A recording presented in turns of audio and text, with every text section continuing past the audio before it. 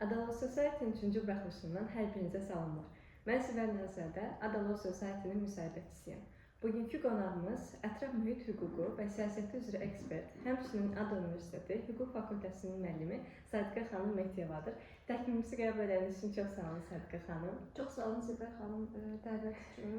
Təşəkkür edirəm. Bugünkü mövzumuz daha çox ətraf mühit hüququ və qanunvericilik haqqında olacaq. Ümid edirəm ki, hər biriniz üçün maraqlı müsahibə olar. Və elə isə icazənizlə mən ilk sualdan başlamaq istəyirəm. Sadiqə xanım, adətən hüquq fakültəsində təhsil alan tələbələrin ixtisaslaşması, mülki, cinayət, inzibati tipli sahələr olur. Bəs sizin ətraf mühit hüququnu seçməkdə, məhz bu sahəni seçməkdə əsas ilhamlandıran nə idi? Və işinizin ən sevdiyiniz tərəfləri hansıdır ilk növbədə? Maraqlı sualdır. İlhamlandıran səbəblərin içində pozitiv səbəblər də var idi, negativ də. Negativ bundan ibarət idi ki, Azərbaycanda uzun illər mən müxtəlif ekoloji problemləri müşahidə edirdim. Hətta yeniyetməlik dövründə bu məsələlər haqqında çox düşünürdüm. Amma müşahidə edirdim ki, bunların həlli, müzakirəsi və belə deyim, ictimaiyyətə çıxarılması çox biraz zəif formada gedir və düşünürdüm ki, bu istiqamətdə nə eləmək olar? Bir negativ faktorlardan biri, yəni məni ilhamlandıran bu idi ki, bu məsələ ilə məşğul olmaq istəyirdim. Pozitiv faktorlardan mən təbiət elmlərini çox sevirəm və mənim çox xoşuma gəlir ki, ətraf mühit hüququ sizə yalnız hüquq üzrə peşəkar olmağı yox, həmçinin fizika, biologiya, yeri gəlsə, yəni geologiya və müxtəlif təbiət elmləri üzrə müəyyən biliklərə malik olmağı sorğuluyur sizdən. Yəni bu bəzən qeyri-hüquqşünaslar deyir ki, hüquqşünaslıq və belə deyim, qanunlar kifayət qədər can sıxıcı bir sahədir. Yəni qeyri-hüquqşünaslar üçün bu sahə çox ağır gəlir. Amma ətraf mühit hüququ çox müxtəlif elm sahələrini özündə birləşdirdiyi üçün heç bir şəkildə yəni bu sahədə sizin darıxmaq imkanınız olmur və siz müxtəlif bilikləri kombinasiya edirsiniz. Yəni əsas səbəblər bu idi və bir də yekun olaraq tətbiq elədikcə bu sahəni gördüm ki, bu sahə həm də mənim üçün vacib olan digər sahələri də özündə birləşdirir və insan haqları daxildir. İctimai sağlamlığın mühafizəsi məsələləri bu sahədə çox aktualdır. Yəni bir növ məni insan olaraq, vətəndaş olaraq narahat edən bir çox məsələlərin hamısını özündə birləşdirən bir sahədir. Ona görə seçimi edən anda da, edəndən sonra da heç vaxt olmayıb ki, bir saniyə belə peşmançılıq keçirdim ki, bu sahəni nahaq seçdim, çətindir və ya ağırdır. Yəni çox sevə-sevə görürəm bu işi. Və qeyd edeyim ki, onda ətraf mühit hüququ mən dərsi götürəndən sonra fərqinə vardım ki, nə qədər əslində həssas bir mövzudur. Məsələn, qıraqdan baxanda bəlkə də insan fikirləşmir ki, bu sahənin içərisində bu mövzulara toxunular. Amma artıq o dərsi götürəndən sonra və biraz da olsun o konvensiyaları, qanunları oxuyandan sonra və müzakirə elədikdən sonra baxırsan ki, əslində bunun kifayət qədər bütün digər hüquq sahələri ilə və eləcə də lazımlı bütün sahələrlə kifayət qədər əlaqəsi var. Və bəs siz ixtisaslaşdıqdan sonra eləcə də hal-hazırda, indiki məqamda Azərbaycanda ətraf mühit hüququnun qarşılaşdığı ən böyük çətinliklər nələrdir? Bizə mane olan nələr var? Qanunvericiliyi, qanun yaradıcılığı ümumiyyətlə ətraf mühit hüququnun inkişafında rastlaşdığımız problemlərin sayı kifayət qədər çoxdur, amma mən sizə bir neçə əsas problemləri deyəcəm.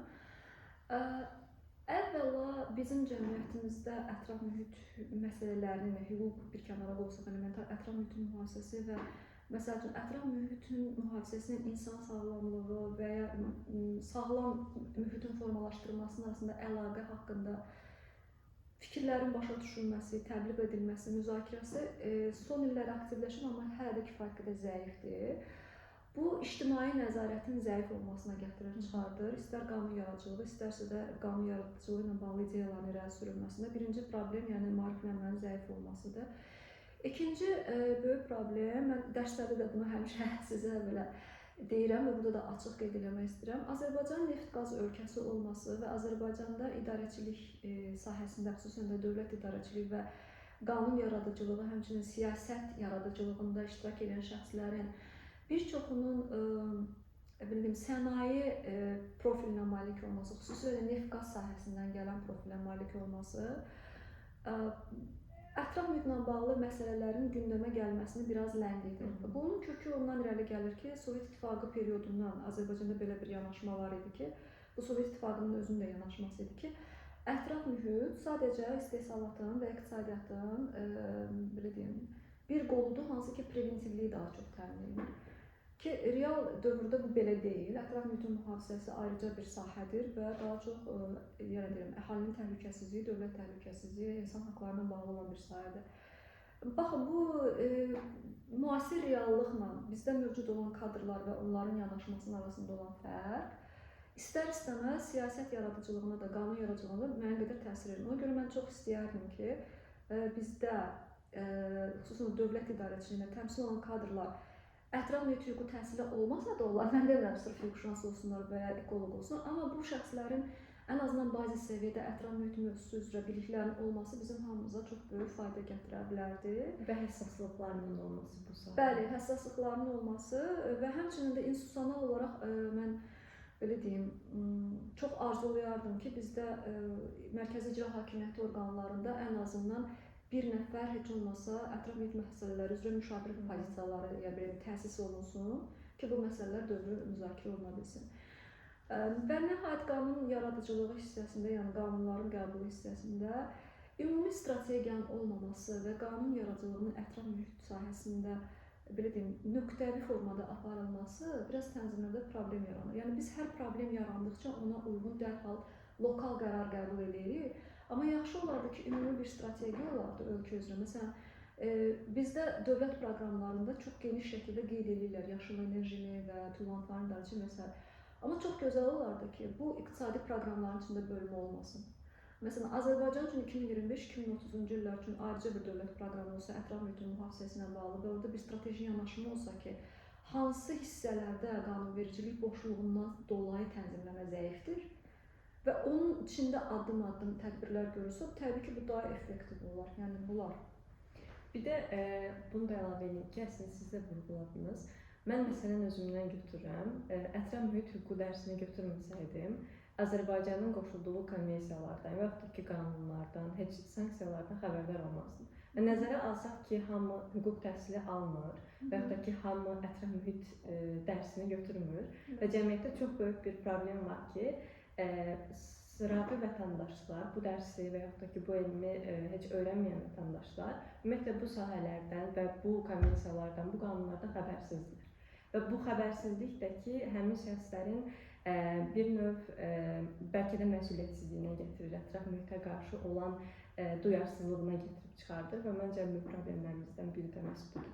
Bəli, razıyam. Bir də qısa qeyd edeyim ki, bu həmçinin məsuliyyətsizlikdən əlavə bir də hüquqların effektiv qorunmamasına gətirib çıxardır. Məsələn, iqlim dəyişikliyi fonunda Azərbaycanda baş verən destruktiv hadisələr fonunda istər kənd təsərrüfatında, istər Bakıda urban ərazilərdə yəni müəyyən itkilər artıq meydana çıxırdı.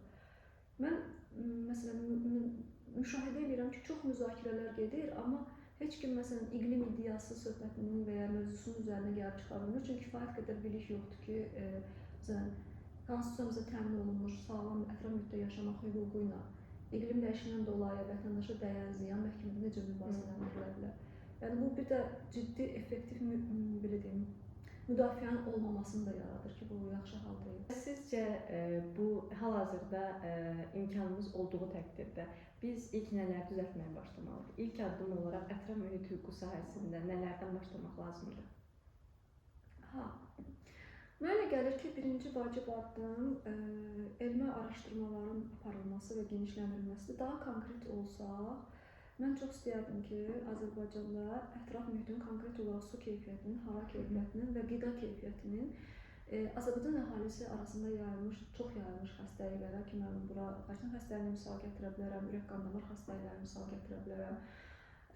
Bu xəstəliklərlə əlaqəsinin olub-olmadığına, nə dərəcədə təsiri var, bunu necə azaltmaq olar? Yəni, bu dünyada çox yayılmış bir şeydir. Ətraf mühit göstəricilərinin insan sağlamlığına, ictimai sağlamlığına təsirini araşdırmaq elmi baxımdan və bundan irəli gələrək artıq bəzi qərarlar qəbul eləmək və bəzi qanunvericilik yeniliklər eləmək. Bu, mənim Azərbaycan üçün bu dəqiqə çox əhəmiyyətli hesab elədiyim mövzudur. Hesab edirəm ki, çox vacibdir. İkinci vacib məsələ, çox bu yerdə deyim ki, sevindiricidir ki, məsələn, uzun illərdir hava keyfiyyəti məsələsi müzakirə olunurdu, amma bir çıxış yolları yox idi. Son illər biz görürük ki, bu nəqliyyatdan irəli gələn kirlənmədən dolayı nəqliyyatda artıq istər yanacağın keyfiyyətli şəkildə təmin olunması, istər standartlara cavab verməyən avtomobillərin istifadədən qaldırılması, yəni artıq müəyyən müsbət nəticələr yaradır. Düzdür, bu biraz müddət lazım gələcək ki, biz hava keyfiyyətində bu fərqi görə bilərik. Amma yəni bu məsələnin işin müsbət tərəfidir. Digər tərəfdən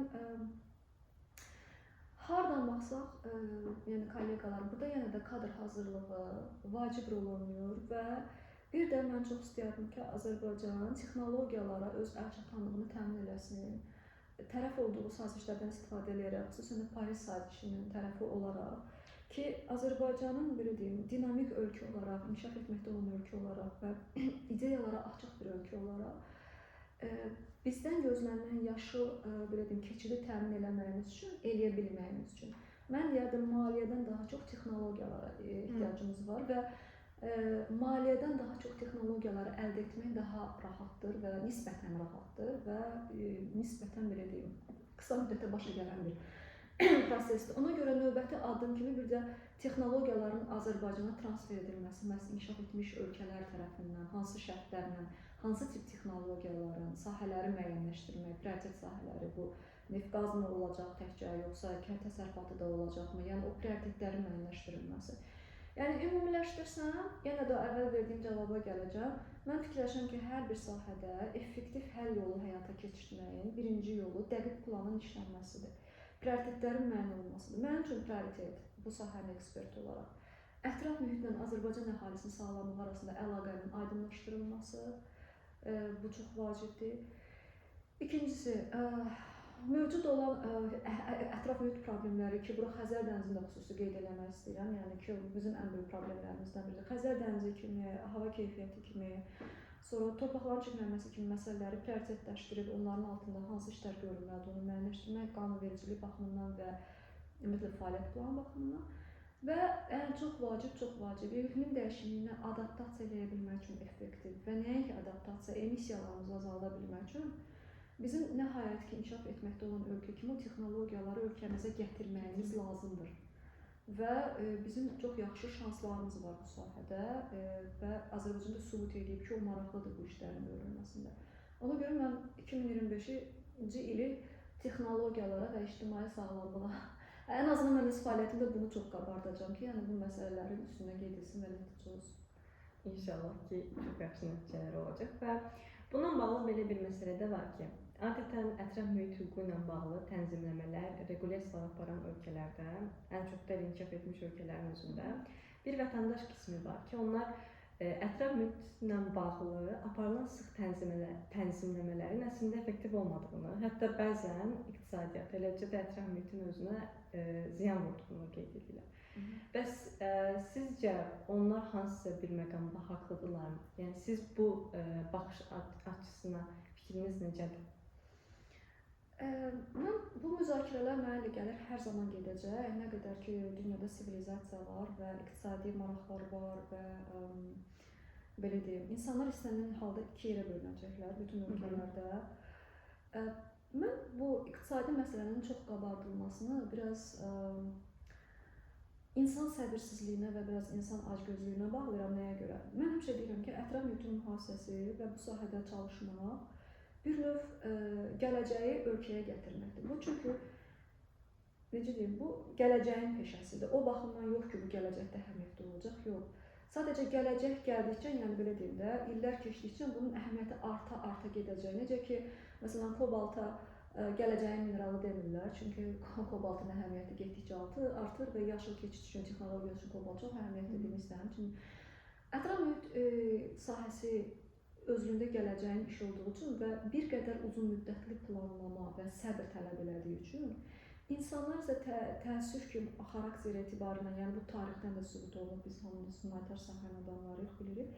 İnsanlar təəssüf ki, çox istəyirlər ki, faydanı dərhal görsünlər, indi görsünlər və mümkünsə çox görsünlər. Yəni özlərinə yetərli olan qədər istəmirlər. Daha çox istehlakdan artıq istəyirlər ki, bunu hətta monetarlaşdırsınlar, pula çevirsinlər.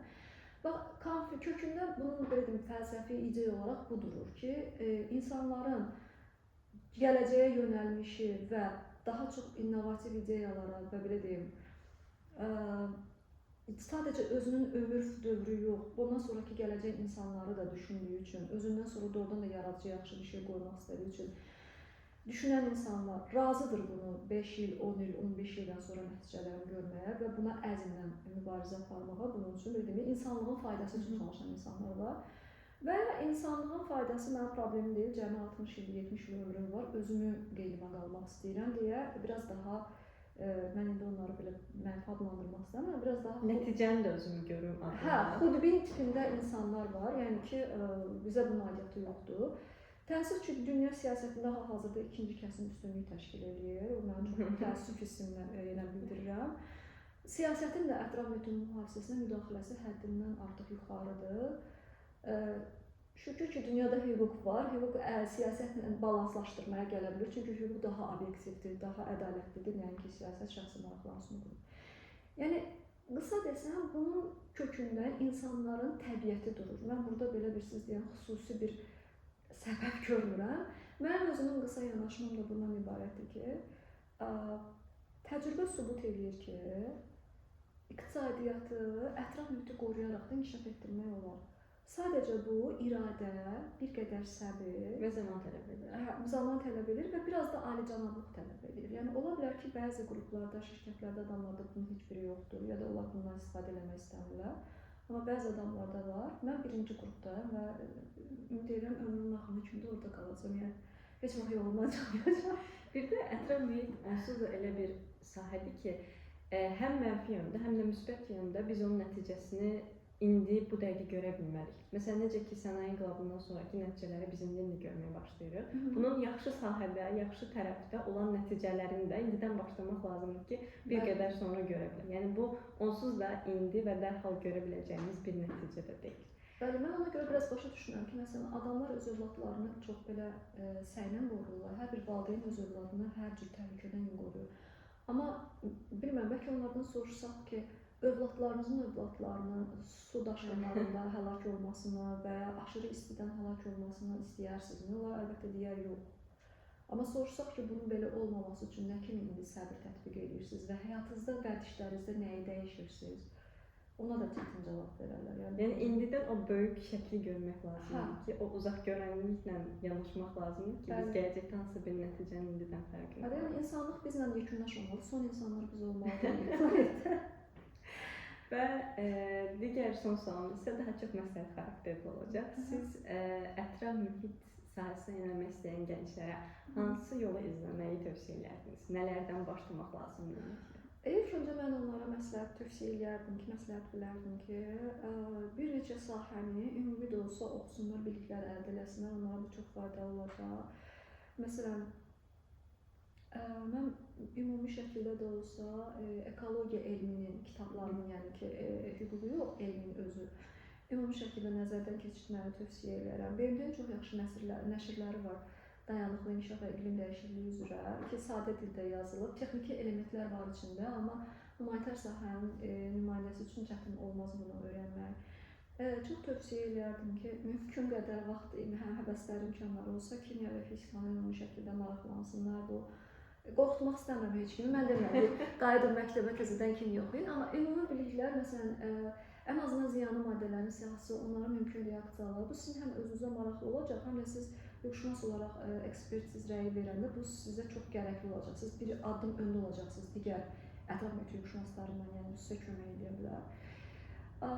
Digər verəcəyim tövsiyə, müxtəlif кейslər var dünyada, yəni məhkəmə işləri var. Oradakı qərarları mütləq nəzərdən keçirməyi tövsiyə edirəm. Bu sizə ətraf mühit hüququnun ideya olaraq məhkəmələrdə necə inkişaf eləməyə doğru getdiyini kömək edir.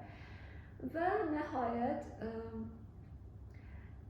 istəyərəm bu sahəyə yönələn hüquqşünaslar biraz tarixə getsinlər.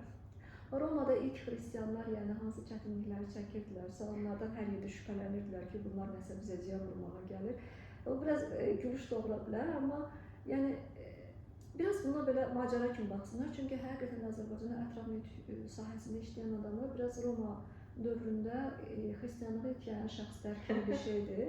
Yəni onlar davamlı sual altına qoyulur, amma unutmamalıdırlar ki, onların ideyası ədalətli və alicənab bir yanaşmadır. Onlara müdafiə etdiyi dəyərlər vacibdir. Buna inandıqları müddətdə, necə ki, qədim xristianlar bunları əldə eləmişdi. Düzdür, onların yolu qədər uzun olmayacaq buradakı hüquqşünasların yolu. Amma yəni o səbri onlara arzulayıram. Çünki o səbir onlara lazım gələcək. Və sonra da pozitiv bir şey, belə bir şey əlavə eləmək istəyirəm ki, məsələn, mən oxumağa gedəndə, bu sahə üzrə ayrıca təhsil almağa gedəndə, bu 10 il qabaq idi təxminən. Onda mən məsələn ölkədə çox qanadılar ki, bu nə qəribə sahədir, nə üçün kommersiya hüquq üzrə getmişsiniz filan. Amma mən onda bir hesabım var idi ki, bu sahə daha aktual olacaq və mənim hesabım özüm doğrudur. İndi mən eyni proqnozla gənclərə üzüm tutub deyirəm ki, mən bəzi şeyləri müşahidə etmək üçün mənə 10 il vaxt gəldi, amma o buz artıq qırılıb. Siz bu sahəyə getsəz, sizin növbəti 5 ildə çox uğurlu nəticələr ala biləcəyinizə inanıram. Həm ehtiyac olacaq sizə, həm öndə ola bilərsiniz, həm də istədiyiniz qədər, yəni belə deyim, qazana da bilərsiniz. Yəni bu buz qırılıb artıq bu sahədə. Yəni bir qazanc məsələsində də belə problem olur, hərdən narahat olurlar tələbələr. Yəni belə bir şey olmayacaq. Ona görə irəli. Belə. Və bütün cavablarınız üçün, həmçinin məsləhətiniz üçün çox təşəkkür edirəm və ümid edirəm ki, hər biriniz üçün çox maraqlı müsahibə oldu. Gələn görüşlərə dək. Çox sağ olun.